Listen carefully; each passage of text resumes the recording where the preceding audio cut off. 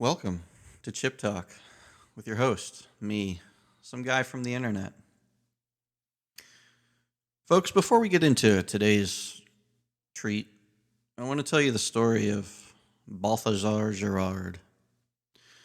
Gerard was born in a territory of the Holy Roman Empire that would later become France. He was one of 11 children and grew to be a great admirer of King Philip II of Spain. Now, in March of 1580, King Philip offered a reward of 25,000 crowns, a title, and an inheritable estate to any man who could kill or capture William the Silent, leader of the Dutch revolt against the Spanish Habsburgs. Gerard knew what he must do.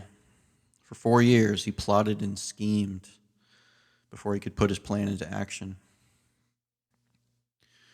While doing reconnaissance on the courtyard of the palace, he was approached by a guard who asked him what he was doing there. Gerard claimed that he wanted to go to the church across the street, but his clothes and shoes were too shabby and that he was ashamed of himself. The guard took pity and arranged for a gift of 50 crowns from the very man that Gerard was there to kill. Gerard took the money and bought 2 pistols from a soldier.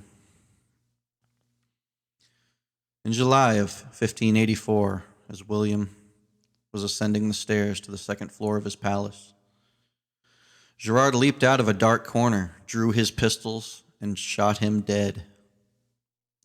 Gerard fled through a side door and ran down a narrow lane, pursued by the captain of the guard. His plan was to jump off the rampart into the moat, where he had a horse waiting on the other side to carry him away.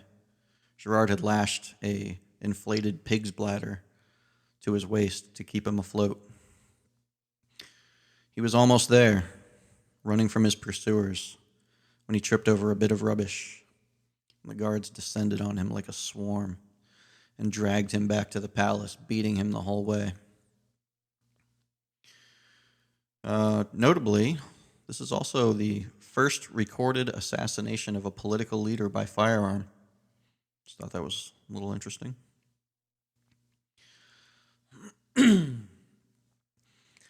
At his trial, Gerard showed no signs of contrition. He held his head high and said he was like David that slew Goliath. The magistrate sentenced him to be executed in a manner most brutal. It was decreed that Gerard should have his right hand burned off with a red-hot iron, that his flesh be torn from his bones with pincers in 6 different places, that he should be quartered and disemboweled alive, that his still beating heart should be torn from his chest and thrown in his face before having his head removed. Before all of this, however, Gerard was to be tortured. On the first night of his imprisonment, Gerard was hung on a pole and whipped. His wounds were smeared with honey to be licked off by the rough tongue of a goat. During the next 3 days, he was bound to a pole with his hands behind his back to be mocked and beaten. During the nights, they would hog-tie him into a ball so that he couldn't sleep. Then they tied 300-pound weights to his big toes and hung him there for a half an hour. Subsequently, Gerard was fitted with shoes made of oiled, uncured dog skin that were too small for him. He was then sat in front of a fire so that when the shoes heated up, they constricted and crushed his feet into stumps. When they peeled the shoes off, his skin came with them. Then they branded him in the armpits. They poured boiling hot bacon fat all over him and drove sharp spikes under his fingernails. The torture lasted for 4 days before they finally carried out his brutal execution and displayed his severed head on a spike in the courtyard for all to see.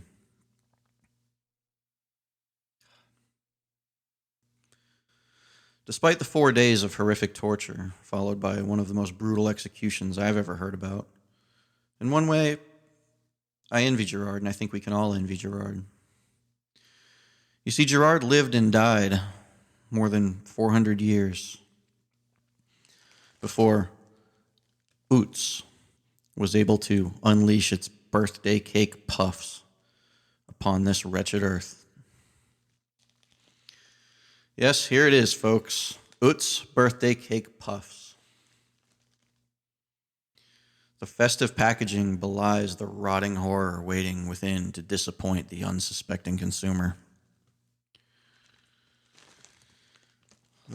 Upon opening the bag, you're greeted by the sickly sweet smell of an abandoned bakery.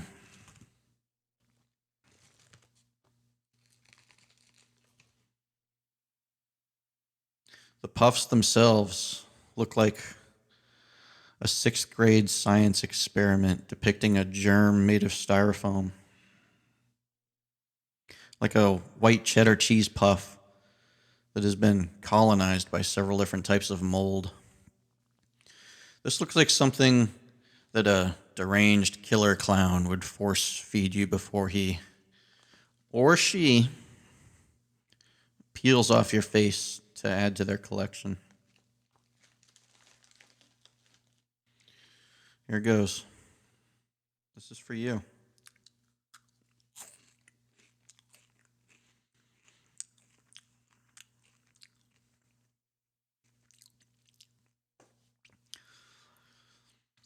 The taste. Oh my God, people, the taste. How can I describe this to you? Oh. Imagine you're at a birthday party, eating a slice of delicious birthday cake. Just close your eyes and think about how soft and moist and delicious it is. Imagine licking the velvety smooth frosting off of your lips. Delicious. Now, a week later, in the back of the fridge, you notice a leftover slice. You think, oh, that's the perfect thing to fill the void in my soul for a few minutes. It's still okay. It's a little tough and stale from being in the fridge for a few days. The frosting is now dry and chalky and crumbly. It's not great, but it's not too bad. Now imagine a month after that. You find another bit of leftover cake that fell under the stove during the original party. You, now having lost control of your life, decide, I'm going to eat it. The frosting is long gone, having been eaten by ants. The cake is a hard, crunchy ball of sadness. The taste, it reminds you of better days in the worst possible way. Like remembering how much fun you had with your new bike that your uncle bought you so you wouldn't tell anybody that he molested you. It's just awful. Anyway, I guess I would say I do not recommend Utz birthday cake puffs. If you are in the mood for cake, just go ahead and get a cake. If you're watching this, I assume you're an adult, you have a job, money. You're in the grocery store anyway. Guaranteed they have a cake. They'll even write something on it for you. Okay. I guess that's it for this episode of Chip Talk. I've been your host, some guy from the internet. Until next time.